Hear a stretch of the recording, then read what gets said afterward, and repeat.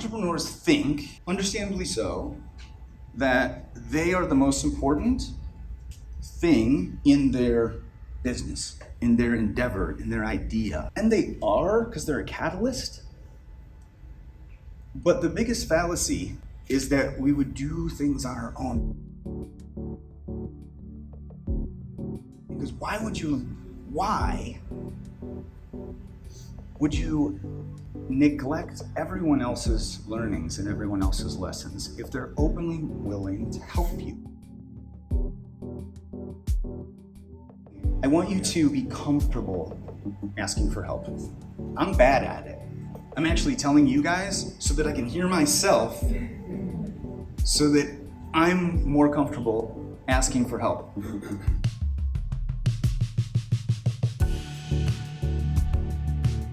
And then conversely,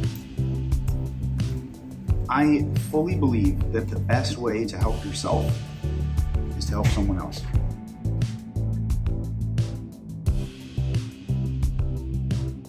So my little brother calls me on Tuesday or Wednesday afternoon, and he says, "Hey, I got terrible news. My speaker canceled." And he's called me 3 or 4 times and said this before. The speaker canceled, and I don't know what I'm gonna do. I'm gonna figure something out. And he's gonna talk about entrepreneurship.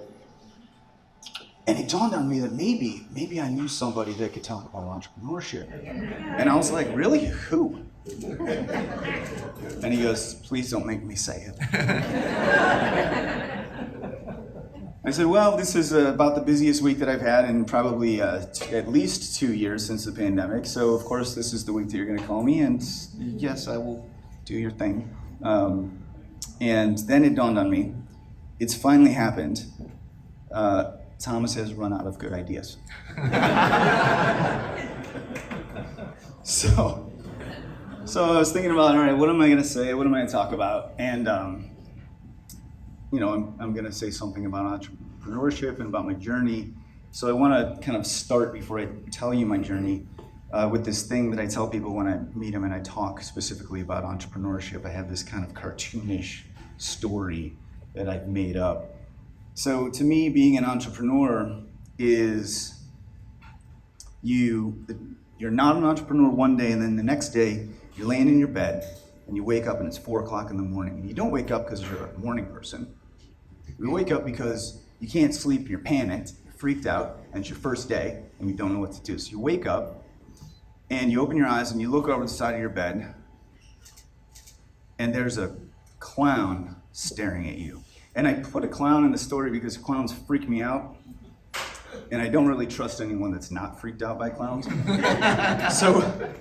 So a clown is staring at you and he says nothing. And you think to yourself, well, either I'm gonna get up and I'm gonna run as fast as I can away from this clown, or I'm gonna get up and I'm gonna fight him.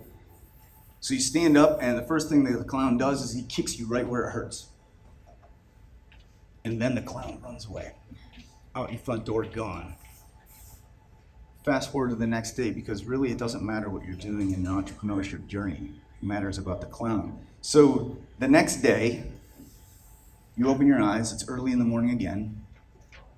The clown is there again, and this time he talks to you and he says, "If you get out of that bed, I'm gonna kick you where it hurts." And so you think to yourself, what am I gonna do? Well, I'm gonna get up. So I get up, kicks you, runs away. Out the door, you go do your thing, come back, next day, wake up, it's 4 in the morning, super tired because you've just been working nonstop and you're panicked and stressed. You open your eyes and the clown is there again, but this time you speak and you say, "You're gonna kick me, aren't you?" And he nods, and you stand up and he kicks you. And then he runs out the door, but before he runs out the door, you say, "I'll see you tomorrow." Because that's really what it takes to be your own boss, to be an entrepreneur, to do something that other people are not doing. There's no special sauce. There's no magic secret. There's no I have a better idea. People oftentimes tell me, "Oh, I want to start a business. I I need to just come up with the idea. You don't need to come up with the idea. You need to do it. What makes an entrepreneur, what makes a business owner is doing it. That's all that you need. Anyone can really do anything. They just have to make that decision to take that step forward and do it. So, to take a step forward and do something, you have to do things sometimes that scare you. Eleanor Roosevelt said, do one thing that scares you every day. It's super important to do things that scare you. In my family, we intentionally do things that scare us because we do hard things. This morning when I woke up, I didn't want to talk in front of people. And I told my kids, I'm going to go do a hard thing. This is Thomas and my thing. So I went to go do a hard thing. And in fact, it's so ingrained in us that we give each other presents to challenge each other. My kids, 5 years ago, for my birthday, which is in November, they bought me a beehive because I'm afraid of bees. And what's really crazy is they bought it in November. I couldn't even do anything with it until the spring. So we had to slowly build the beehive all winter long so I could sit with my fear and panic. And they think it's hilarious. I have 3 kids, they're magical, they're my life. So we did, we built it, and I've been keeping bees ever since. So then, a couple years later, we ran out of the beehive fear. So I said, well, what's Dad's biggest fear? Dad's biggest fear is flying. Second biggest fear is heights. So for my birthday, they bought me flying lessons. So 2 years later, I'm a private pilot. Because we do hard things. Life is hard and, not life is hard, but life is hard and we do hard things. So, a little bit of background on me. I grew up in Cleveland, went to public high school, not Cleveland, east side suburbs. Went to public high school, wanted to be an architect. I got accepted to architecture school at the University of Cincinnati. Mom and Dad were not paying for school, so I went down and saw that the curriculum had no normal classes, no English, math, things that could transfer, which meant if I wasn't sure what I wanted to do, I would have to start all over again and pay for it all. So Case Western gave me a whole ton of money, and I was relatively good at math, so I thought, I'll just be an engineer. I was terrible at engineering. Unfortunately, I'm a slow learner, and so it took me 3.5 years, so I was almost done being a mechanical engineer before I realized this isn't for me, I can't do it, I don't want to do it. So I switched to a business major. I graduated from Weatherhead, have a business degree with a minor in economics. Couldn't find a job because of the mini recession, so I took a job doing computer programming, which I didn't know how to do. But I was in an interview and they said, hey, can you write software? And I said, yeah, I can write software. And I encourage everyone, because we do hard things. So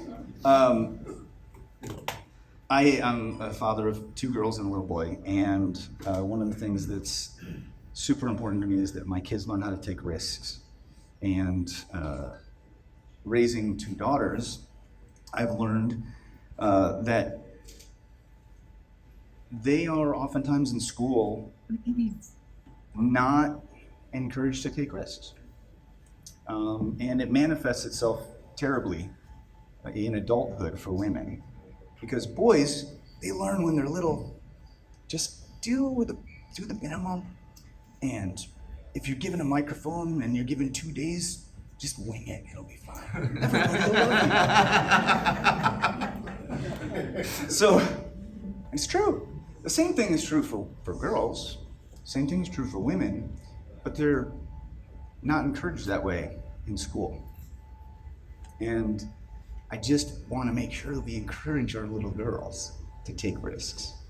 That's really important to me. So,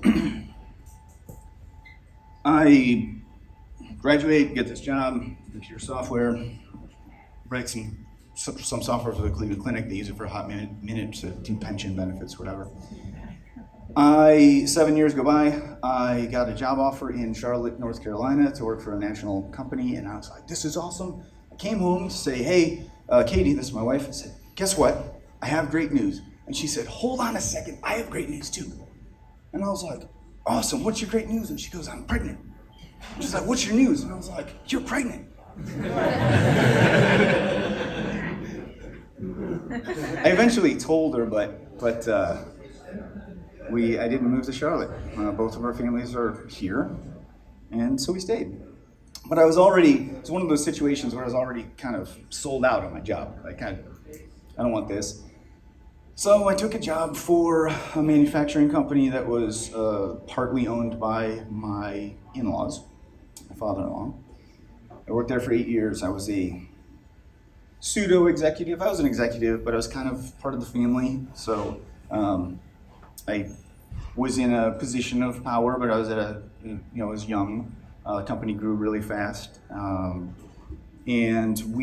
towards the end of my tenure, we attempted twice to sell the business to private equity. Neither time did it go through, for a variety of reasons, all reasonable reasons. But the reason I tell you that is, I decided after the second time that it wasn't for me. We had to put a bunch of lipstick on the pig of this thing, and then I was looking at what my career was going to be, and I didn't want to do it. Which is really unfortunate because it's hard to kind of get yourself out of a family business situation. So that was tough for me, but I did it. And the good news from the scenario is that I learned a lot about buying and selling companies because I was doing that. So I just learned through experience. So I left my job in June of 2014 and spent about 6 months putting together a business plan to buy a company. Because there's this whole thing where we've been talking about it for 15 or 20 years. Tons of baby boomers, they have these jobs that they inherited or started from their families, and they're small to mid-sized manufacturing and distribution, and Cleveland is full of them, and they don't have any plans to sell, succession plans. Their kids don't want anything to do with it because, millennials. And I'm like, all right, well, I'm just gonna go buy one of these businesses. And I was pleasantly naive to the fact that I didn't really know how to do that, and I had very little chance of success. So I went out to do it, and I was just ignorant to the situation. And I tried to buy a number of companies. One of them, it is just the first one is an incredible story. It was a services business, engineering services, and I tried to buy it. It was only about 5 employees.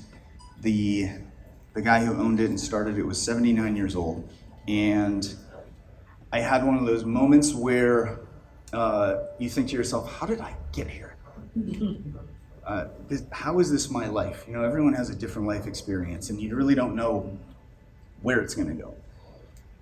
So I'm getting towards the end of it. Everything's working out. I'm like $30,000, $40,000 deep into fees, attorneys, and accountants. And you're going to have to deal with me going long if I go long, just so you know. What do you want me to do? I just want you to just stop giving me a stink eye.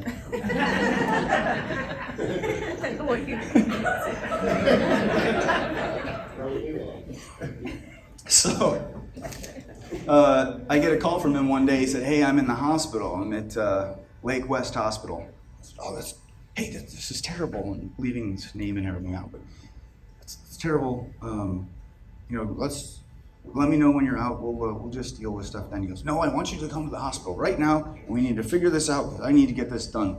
So I'm 34 years old, and I'm driving up to Lake West Hospital to meet with some guy that I've barely ever known, 79 years old, who has pancreatitis and is completely doped up on morphine, so I legally can't talk to him about anything. I get there and he's demanding from the nurses, I need a conference room right now, and he's spinning around and his gown is open, and I'm just thinking, where am I? So I get through that experience and all the money that I spent, and I get to the day of closing, and he says, you know what, I can't do it, I can't sell my business, it's my baby. Deal's off. And I dove deep into depression, like deep. I didn't know what to do. I was out of work for a year. I had 3 kids. I didn't have a plan anymore. I was stuck on this plan. And I had friends. And those friends said, we'll help you out. And that was when I realized the most important thing about being an entrepreneur. Entrepreneurs think, understandably so, that they are the most important thing in their business, in their endeavor, in their idea. And they are, because they're a catalyst. But the biggest fallacy is that we would do things on our own, because why would you neglect everyone else's learnings and everyone else's lessons if they're openly willing to help you? And I can tell you that I've been on the West Coast, I've been on the East Coast, I've been all over the Midwest. Cleveland is a place where people want to help you. I can feel it in this room. There's a kindness here. This is why I stay here. This is why I live here. This is why I raise my children here. Because people want to help you. All you need to get that help is to ask for it. So you should always be asking for help. Allow it. There's no shame in it. It's important, and you're going to get to where you need to go so much faster. And you're still going to get the credit. So what I then learned is I need to work with people, I need to work with friends, and so I stopped trying to buy a business by myself, and I got a group of people together, and I said, hey, let's go try to do this. And then I had a friend that was in M&A, and he said, I have a perfect business, it's in Solon, I think you guys need to look at this. It was bigger than I thought I was going to buy, but now I had a group of people. So we did it. We went, and it's a story for another day, but we ended up buying a company. I bought my first company on St. Patrick's Day, so yeah, I had to celebrate yesterday, and so this is a little bit of a hangover speech. So, and it was 6 years ago, 2016. It was a distribution company, and I was super happy, and I got this done, and I started operating this business, and things are going okay, and then I realized I just wasn't totally fulfilled. And so I did a lot of introspection, and I thought, all right, what is the thing? And this is you guys might not know this, but Jeff Hoffman was going to talk about balance in his speech, and this is actually a little tidbit about balance. I'm not a fan of the word happiness. I like the word joy, because joy happens in moments. Happiness is this idea that we have this looming feeling that always exists. But we don't remember things that way. We remember moments, remember instances, and that's how I see joy. So I'm always looking for joy, and I'm trying to figure out, well, how do I get joy to happen the most times? And to me,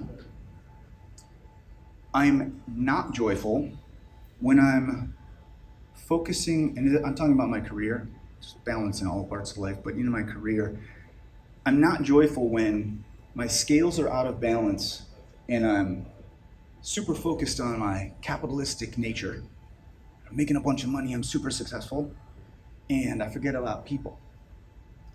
And then I also am not happy when I'm totally focused on people and I'm doing the greatest things ever and I'm such a nice guy and doesn't everybody love me and I'm helping everybody out, but I don't focus on things that I care about, like having nice clothes, being able to take my kids on vacation wherever I want.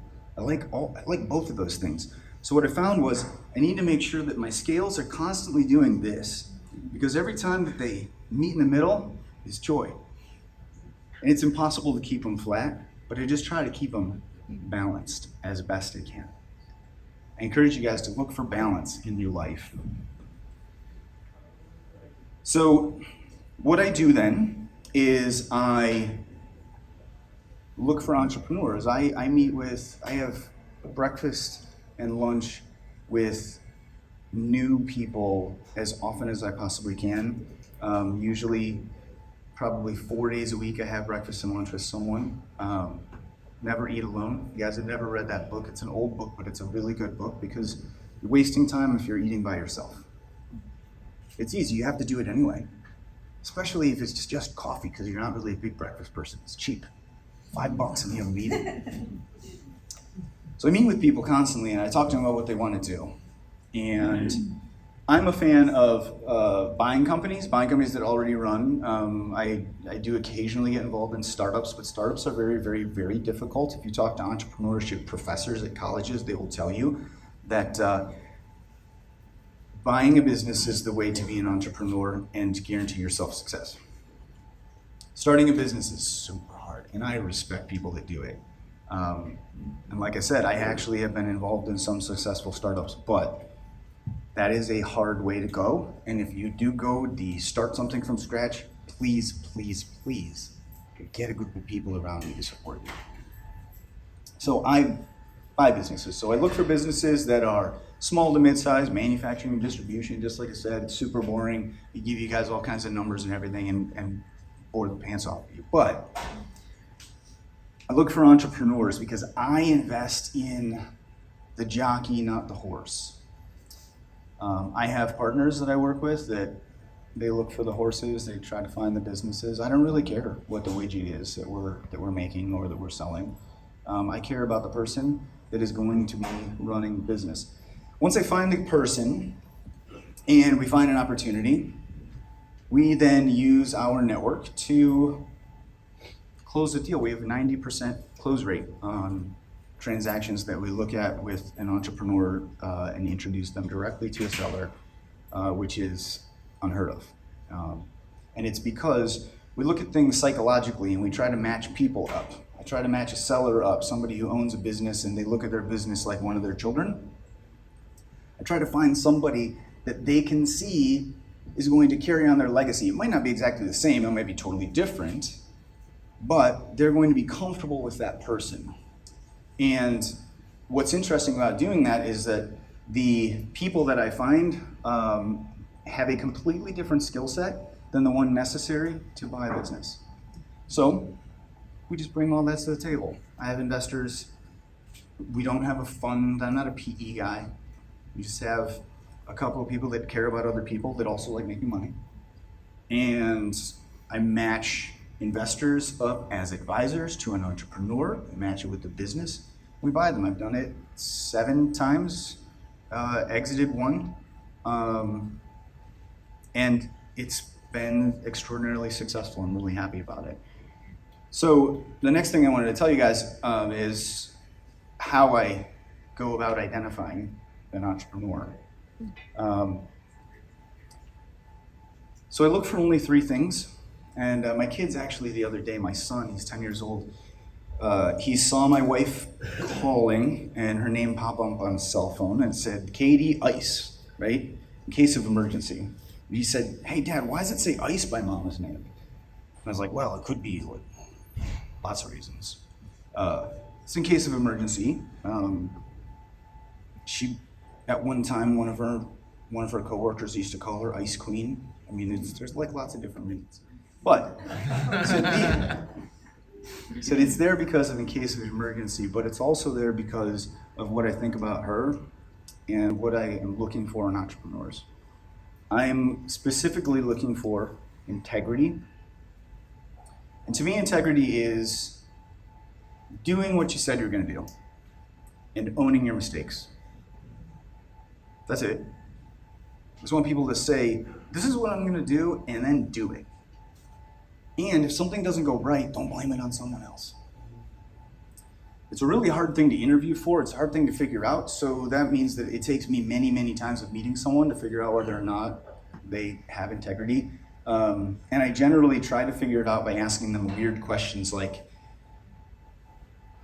are you a morning person or a night owl? And the thing that I'm looking for is not the morning person or a night owl, because I don't really care. I'm a night owl. I don't like the morning. But some of the most successful people I know are morning people. It doesn't really matter. What matters is whether or not they get squirmish. What matters is if they tell me the answer right away. Because if they're trying to figure out what I am looking for them to say, deal's off. Because I just want them to tell me the truth. That's all I care. You need people with integrity. The next thing I look for is curiosity. My daughters go to Laurel School for Girls on the East Side, and Ann Klotz, the headmistress, was actually a speaker a couple years ago. You guys remember? And I remember when I first walked in and thought, this is where I want to send my girls to school. And it's not perfect, nowhere's perfect, but I walked in, and in the front entryway, there are 2 words on the wall. It says, question everything. I don't want to live in a world where we can't question everything. I never want to stop questioning. The beautiful thing about children is that they're always asking why. And the thing that's crazy about that, everybody gets irritated with it, I get irritated with it too. The time in which you get irritated that is just one more question of why, that you say, that's enough, I'm not going to answer you anymore. It's because they've finally gotten to the why that you don't know the answer to. But isn't that beautiful? Because you don't want to stop asking why. You never should stop asking why. You need to be curious. Always, please always be curious. And the last thing I look for is energy. So integrity, curiosity, and energy. And energy is super important. And when I talk to people about it, I need to determine whether or not their energy comes from themselves.